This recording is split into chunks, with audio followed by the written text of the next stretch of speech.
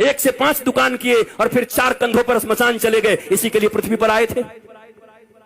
सारी जिंदगी टेंशन, सारा जिंदगी दुख, सारा जिंदगी डिप्रेशन, सारा जिंदगी हाय हाय, सारी जिंदगी कर्ज, सारे जिंदगी रिश्तेदारों को मनाते रहे, एक दूसरे से नीचा देखने और दिखाने का काम चलता रहा और उसके बाद एक दिन तुम्हारी मृत्यु आ गई। हमने सुना था कि मनुष्य का जीवन सबसे सार्थक होता है। दुर्लभो मानुषो देहि देहि नाम क्षणभंगुरः तत्रापि दुर्लभम मन्ये वैकुंठ प्रिय दर्शनम। ये दुनिया में सबसे ज्यादा का, सबसे अधिक, सबसे ज्यादा प्रभावशाली मानवीय जीवन है। क्या ये जीवन है?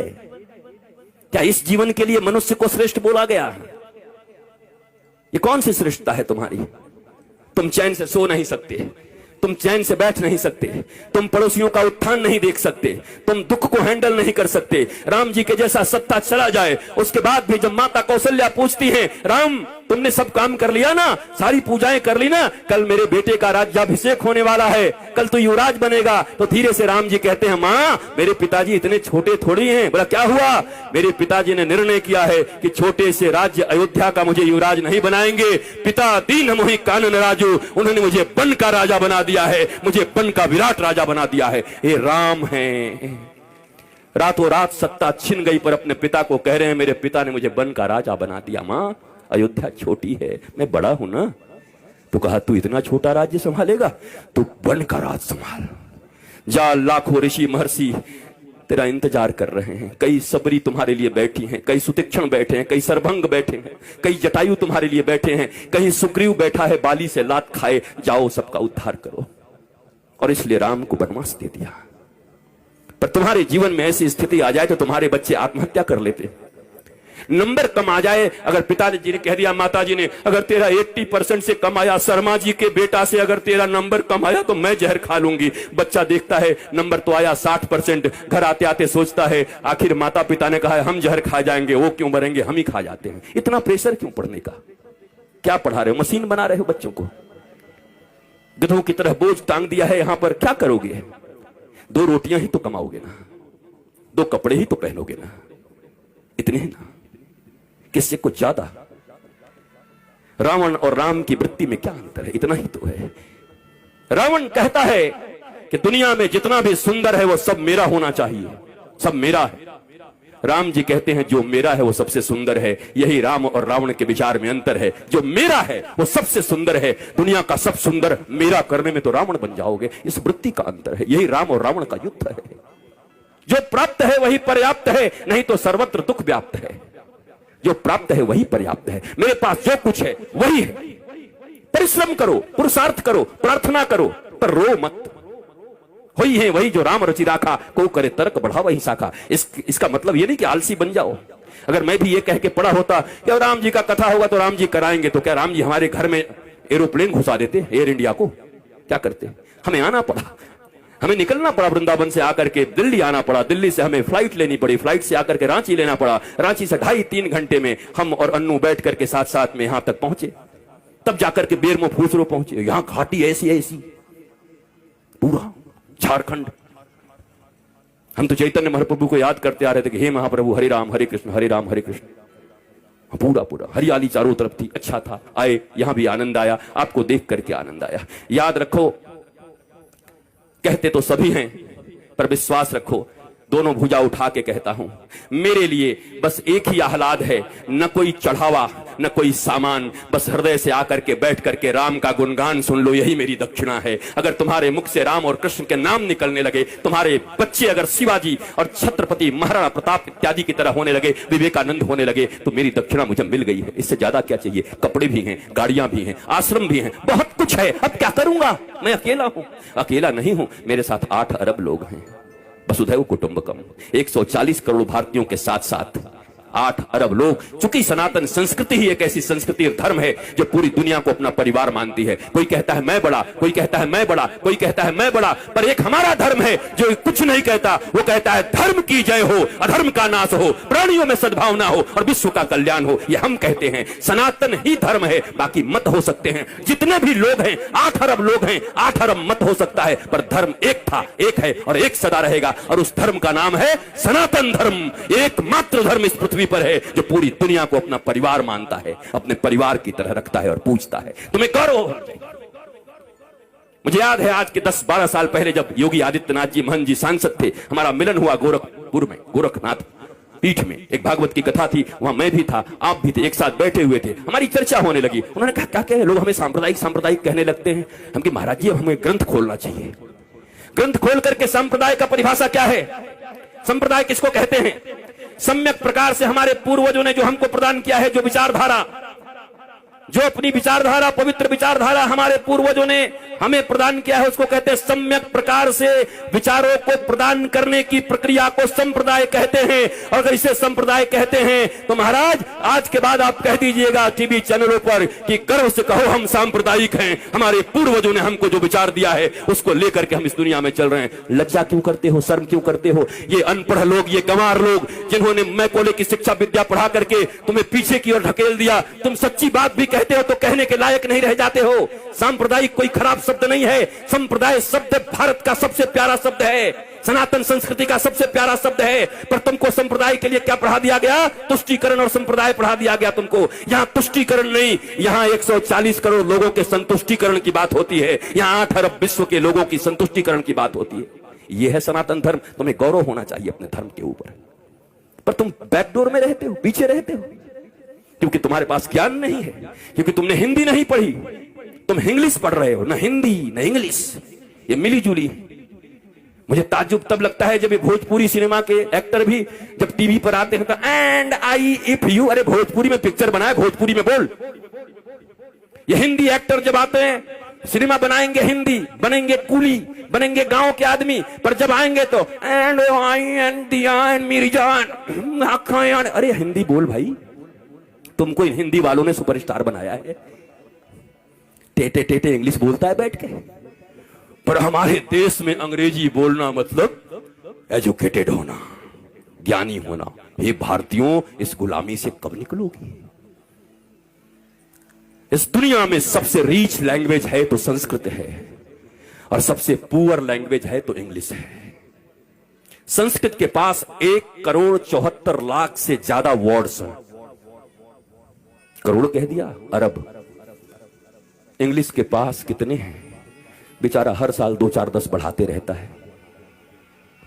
हमारी कितनी बढ़िया संस्कृति है, मौसी, चाची, मामी, वहां सब आंटी, पता ही नहीं कौन क्या। Brother and brother in law, बताओ, sister and sister in law, वो लॉ के अनुसार सिस्टर है और ये कैसी सिस्टर है? ये क्या है? This is language. बोलने दो जो बोलते हैं, तुम भी सीख के रखो, पर गौरव तो अपनी संस्कृत पर करो। संस्कृत में गाली भी दोगे ना तो बड़ा आनंद आएगा। किसी को कह दो ना, आप तो ग्राम सिंह हैं, खुश हो जाओ। ग्राम सिंह, ग्राम सिंह का अर्थ कुत्ता होता है, कुकुर। किसी को कह दो आई आई आप तो ग्राम सिंह है, वो भी कहेगा। बाद में कोई कहे हमको ग्राम सिंह कहा, महाराज संस्कृत में कुकुर होता है। आए कुकुर बोल गया। हमारी गाली भी इतनी प्यारी है हमारी भाषा में, पर हमें मालूम ही नहीं, हम जानते हैं। बदलो अपने संस्कारों को, नहीं तो ये कथाएं तुम्हें और बेहोश कर देंगी कुछ दिन के बाद। और इस बेहोशी में सोमनाथ के मंदिर इतनी बार टूटे। तुम्हें याद है सोमनाथ का मंदिर जब टूट रहा था तो हजारों हजार लोग मारे गए थे। सब विद्वान थे, वेदज्ञ थे, श्रुतज्ञ थे, बड़े बड़े विप्र थे, बहुत मंत्र पढ़ते थे। मंदिर भी टूट गई, वो भी मार दिए गए। कैसे हो गया ये? शास्त्र पढ़ना अलग है और शास्त्र समझना अलग है, रटना अलग है। ये रट्टू तोता बन करके कथा कहना अलग है, और उपनिषद और अपने गुरु के प्रतिबोध से बैठ करके सिंह की तरह गरजते हुए भारतवासियों और विश्व को समृद्ध और संस्कारवान बनाना भारतीय धर्म गुरुओं का परम लक्ष्य होना चाहिए। भारतीय धर्म गुरु ऐसे होते हैं।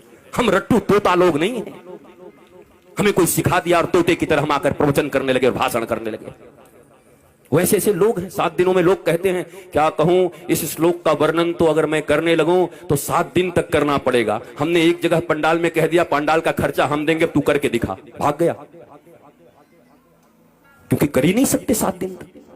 पर ये रट लिया है, सिखाया जाता है कैसे बोलिएगा कि अभी समयाभाव के कारण इस श्लोक की चर्चा तो मैं 15 दिन तक कर सकता हूं, लेकिन आइए समयाभाव के कारण आगे बढ़ते हैं। मैंने कहा पांडाल का खर्चा, माइक का खर्चा और आपका भी खर्चा मैं दे रहा हूं, आपको इसी श्लोक पर बोलना है। मैंने सुना, दूसरे दिन सुबह निकल गए कि कहां से इसका विवेचना करूं, कैसे करूं।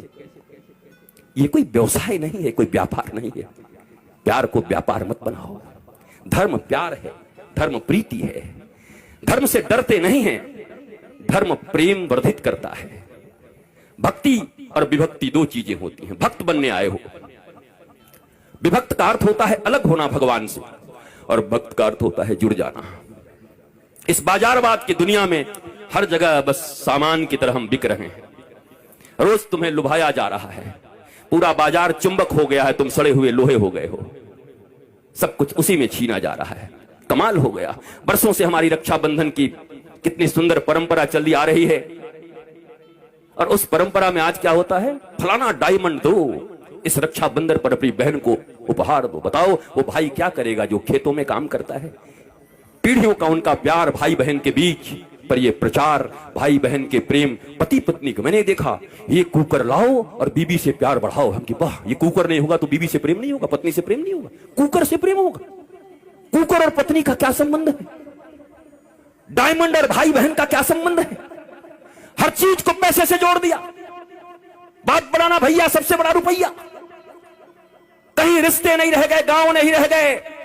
और इस कोरोना में उन शहरों में जो कबूतर की तरह लेकर के फ्लैट रहते थे, कुकड़ू, उनको पहली बार पता चला कि गांव और गांव की गलियों और गांव के वृक्षों का क्या महत्व है। तरस गए वो ऑक्सीजन के लिए, पर गांव में लोग ऐसे सीना करके घूमते रहे। भारत गांवों का देश था, यहां ऑक्सीजन फ्री, यहां जल फ्री, और सबके सब पहले हम ऐसे भारतवासी लोग हैं, पहले इतना यूरिया डाल दिया, खेती करने लगे, पंजाब में खेती होने लगी, पंजाब में इतना अन्न उपज, हरित क्रांति आ गई, ऐसी हरित क्रांति आ गई कि पंजाब से एक ट्रेन चलने लगी, कैंसर स्पेशल ट्रेन।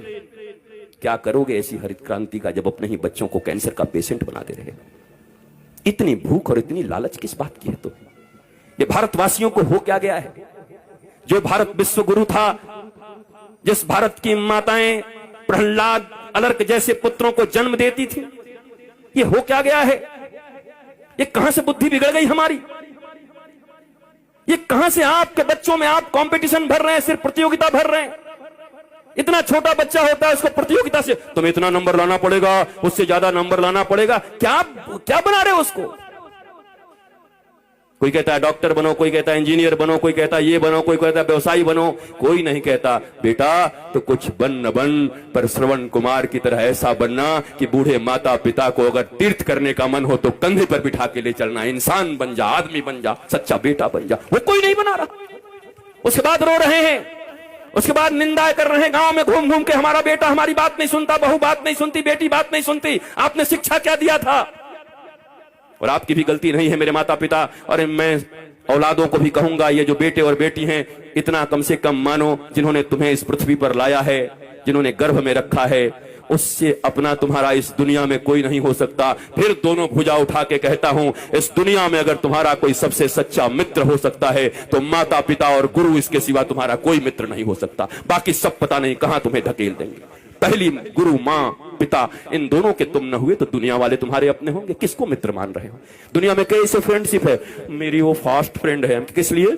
मैं सही करूं या गलत करूं, सदा मेरे साथ खड़ा रहता है। अरे तो तुम्हारा वो दुश्मन है। ये तो दुर्योधन और कर्ण की दोस्ती हो गई। कर्ण को दुर्योधन ने अंग देश का राजा बना दिया, इसलिए कर्ण श्री कृष्ण और धर्म के खिलाफ खड़ा हो गया, और खिलाफ खड़ा हो गया तो 12 के भाव में मारा गया। जबकि कर्ण से बड़ा कोई दानवीर नहीं था, कर्ण से बड़ा कोई वीर नहीं था, सूरवीर नहीं था, ऐसा कोई बढ़िया धनुर्धर नहीं था। पर धर्म और भगवान के खिलाफ खड़े हो गए तो तुम्हारी कोई धनुर्धारिता काम नहीं करेगी। धर्मो रक्षति रक्षितः, जो धर्म की रक्षा करता है, धर्म उसकी रक्षा करता है। परंतु हमारे मित्र ने हमको पैसा दे दिया तो हम भगवान के खिलाफ भी खड़े हो जाएंगे। यही तो कर्ण ने किया। गांधारी को कहते हैं वो पतिव्रता थी। कैसी पतिव्रता थी वो? पति अंधा था, पतिव्रता का अर्थ होता है अंधे पति को अपनी दोनों आंखों से वो दिखाती, हर चीज बताती, पति की आंख बन जाती। तब पतिव्रता कहता पति तो पहले से अंधा था, वो भी पट्टी बांध करके दुर्योधन अन्याय पे अन्याय करता रहा, पर धृतराष्ट्र की तरह गांधारी भी आंख बंद करके बैठी थी। वो कैसी पतिव्रता हो सकती हैं? और अगर पतिव्रता थी तो अपने 99 पुत्रों में से एक को क्यों नहीं बचा सकी? अगर इतनी ही पतिव्रता थी तो उनका आशीर्वाद उनके पुत्रों को क्यों नहीं मिला? क्यों मारे गए सबके सब? कुरुक्षेत्र के मैदान में रक्त रंजित होकर के क्यों पड़े रहे सब? क्योंकि धर्म नहीं अपनाया। पतिव्रता ये नहीं होता। अगर पिता नहीं समझ पा रहे हैं तो मां का यह कर्तव्य है कि अपने बच्चों को कुपथ से जाने से रोके। नहीं नहीं नहीं नहीं, इट्स नॉट गुड, मत जाओ इधर, ये ठीक नहीं है, तुम्हें धर्म पथ पर चलना है मेरे बेटे, तुम धर्म पथ पर चलो। पर हम सब बस एक ही चीज सिखा रहे हैं, बढ़िया कमाना